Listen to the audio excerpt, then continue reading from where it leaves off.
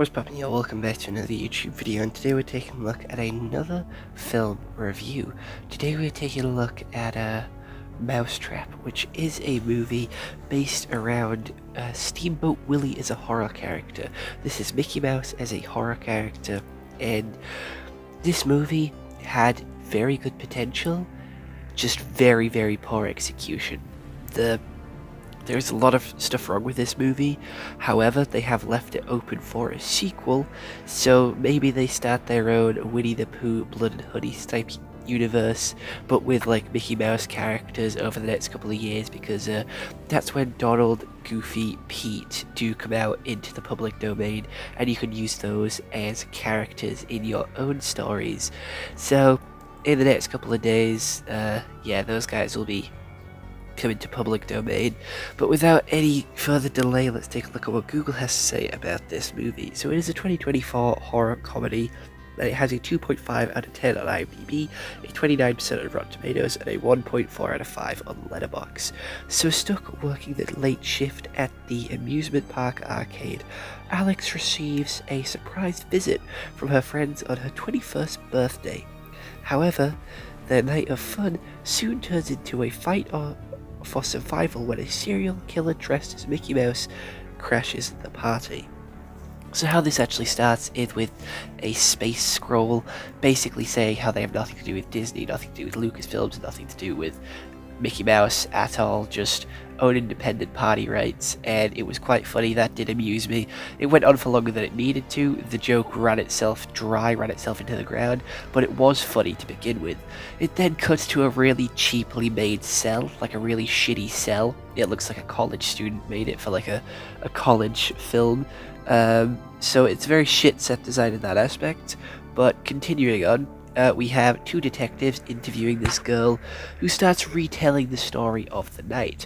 However, they keep interrupting her with her points being off, wrong, or like questioning how she knew this if she wasn't there.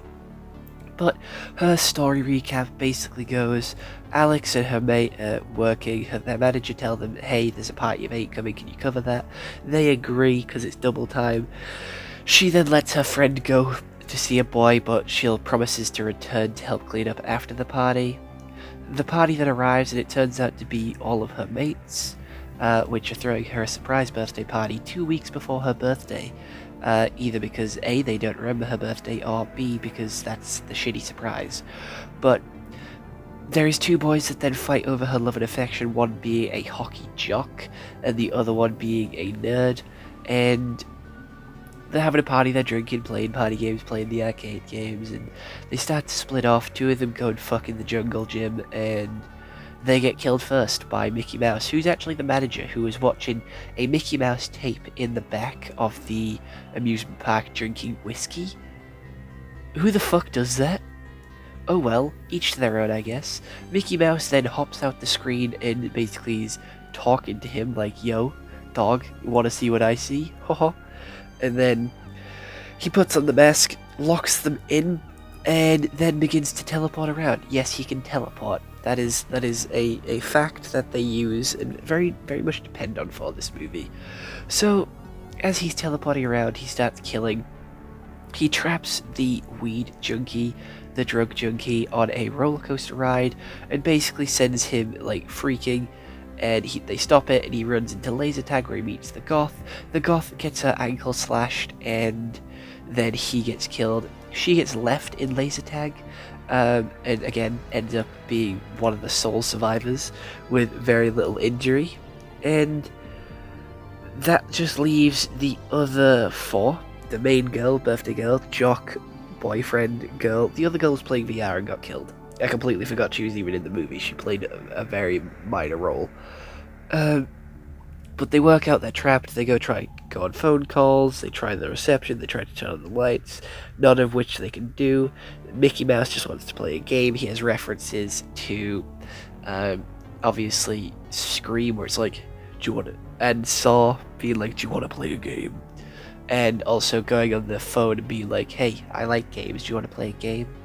He also has references to a couple of other horror movies, like Jason, the way he stands behind corners, slightly revealing himself, and Anyway, they find out that light is his weakness, so they try and trap him in the jungle gym. It works. They fail. He teleports because he's in control of the whole funhouse, and he ends up cutting off the main girl's head and then disappearing, leaving the other three. The movie ends right before the jock is about to call him the C-U-N-T word, and that's the movie. I'm gonna be honest, it's a very mixed bag. It is a very mixed bag. The practical effects are extremely shit. Practical effects are really shit. Everything else is very 50-50. The actors, half of them are good, half of them are bad. Like, the main girl, the jock, and the junkie are the best three actors.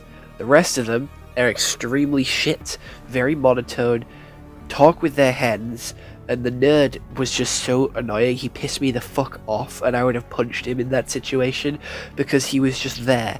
Every time they would, like, group talking, he'd be like, we need this, that, how about this, obviously, agree. He was just there, saying one fact at a time.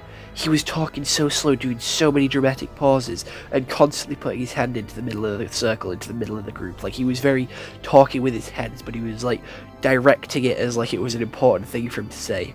It fucking wasn't.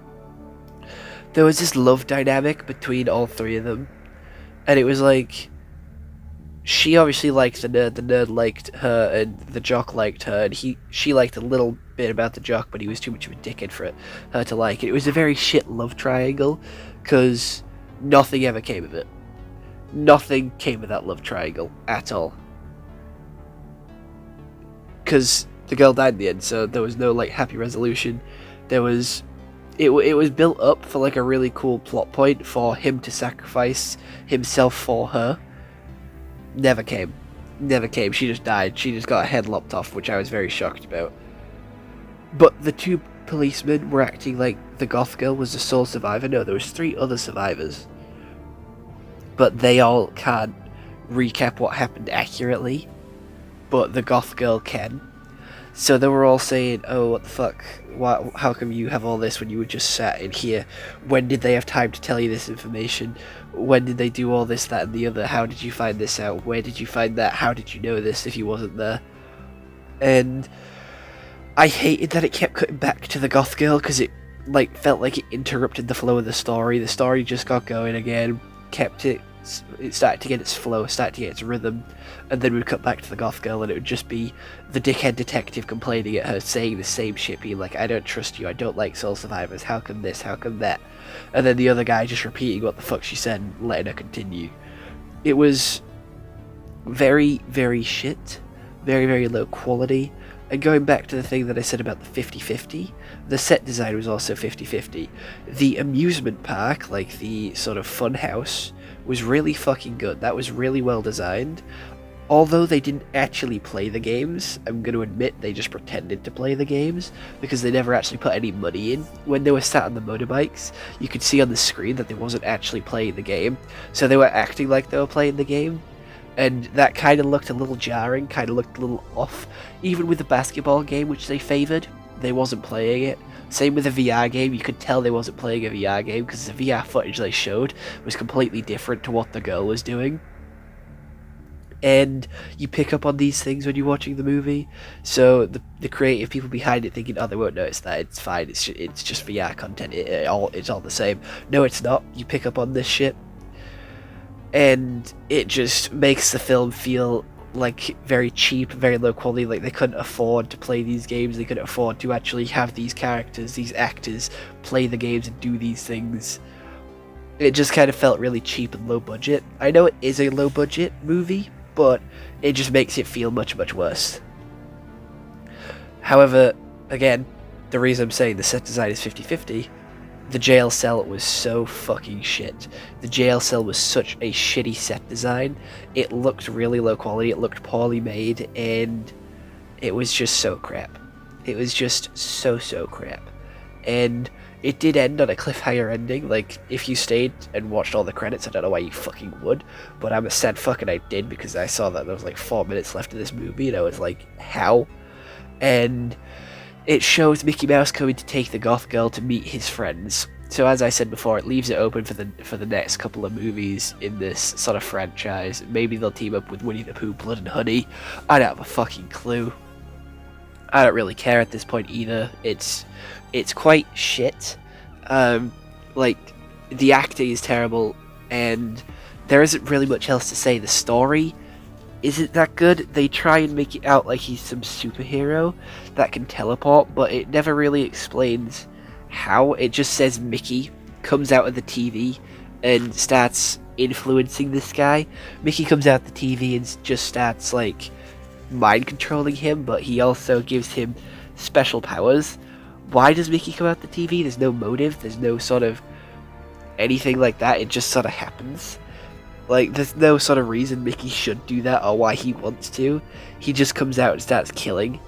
And that, like this movie goes on about, like, the whole fucking time, talking to that goth girl saying, hey, what was their motive? All we're looking for is a motive. Just give us a motive, give us a reason. Who should we be looking at? Who is the one behind this? And it's like, you spend all that time talking about motives. Why aren't you thinking of the motive for the mouse in your movie? Like, when you're writing the script, why don't you think why Mickey Mouse is doing this? Why is Mickey Mouse out here killing these guys? So there's no real sort of consequences, because it doesn't give you enough time to get to care about these characters. My favourite character was the junkie, not gonna lie, so I was quite sad when he died, but the movie overall is very slow going, very cheaply made, and doesn't deserve higher than like a 3 out of 10. I'm sorry.